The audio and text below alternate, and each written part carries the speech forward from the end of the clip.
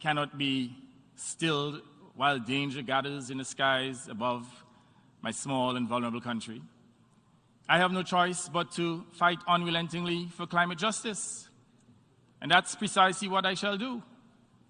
Distinguished colleagues, many are beginning to lose faith in the Security Council. We must not be forced to lose faith also in the collective authority of this UN General Assembly. And that is why my government urges this Assembly to act on behalf of the smallest and most powerless among us, and in the interests of global justice. Distinguished colleagues, an opportunity looms for action. It is a resolution being sought by Vanuatu from this Assembly in the coming months to request the International Court of Justice to give an advisory opinion that will clarify the legal obligations of states to protect human rights and environments from climate change. If our nations indeed gravely concerned about the ravages of climate change, which has spared no country, they will support Vanuatu's request. Not to support Vanuatu's resolution would be a vote to circumvent a decision on the legal obligations of each nation. Not to support Vanuatu's resolution would be a vote to prolong this period of abuse, thereby imperiling human civilization. I also draw attention to an initiative taken by my own country, Antigua and Barbuda, in solidarity with Tuvalu and Palau. We are three small island states which have been buffeted and battered by the effects of climate change. On the eve of COP26 in Glasgow last year, we launched the Commission of Small Island States on Climate Change and International Law, COSIS. The Commission's purpose is to develop and implement fair and just global environmental norms and practices. In this connection, it will seek an opinion from the International Tribunal of the Law of the Sea regarding the binding obligations of its member states to mitigate the effects of their greenhouse gas emissions or to pay for the loss and damage they cause. The polluter must pay. This effort is separate but complementary to the Vanuatu initiative. Mr. President, our small countries have talked ourselves hoarse since the 1980s, pointing to the parlous circumstances into which our people and our countries have been plunged, but with little avail. Mr. President, billions were pledged in climate finance and not delivered.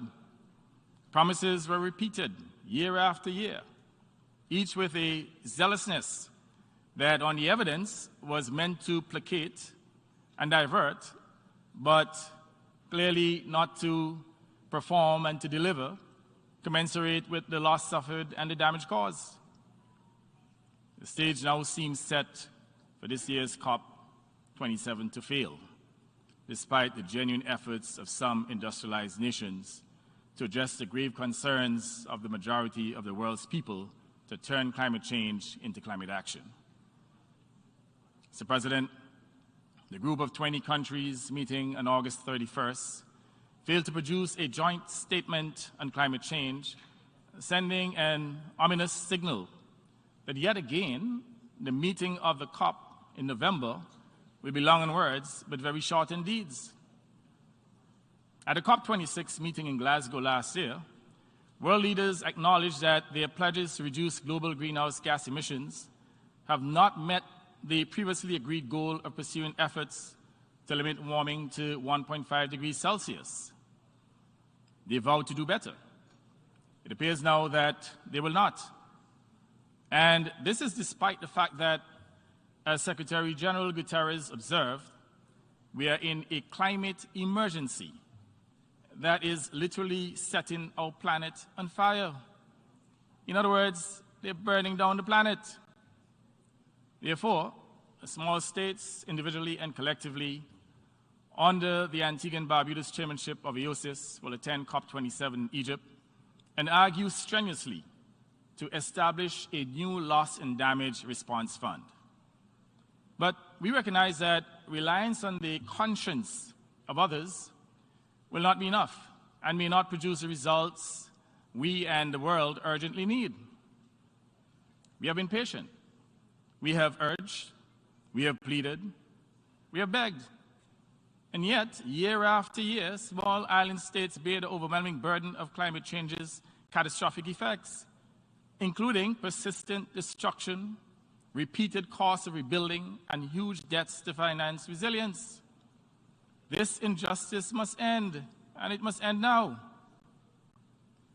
We insist that those states most responsible for this dire situation respect their obligations to stop global warming and to provide compensation to its victims. We will engage fully and constructively at COP27. We'll also use all means necessary to pursue the objectives of the Commission of Small States.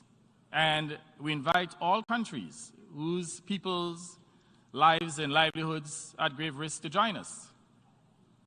Mr. President, while I have focused my statement so far on the damaging effects of climate change on SIDS, let it not be believed that the industrialized nations, the rich and the powerful, are immune. The projections of our common future are deeply distressing.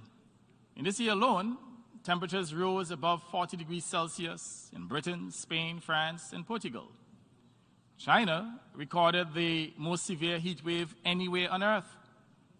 Floods hit Pakistan with nearly 800% more rainfall than normal.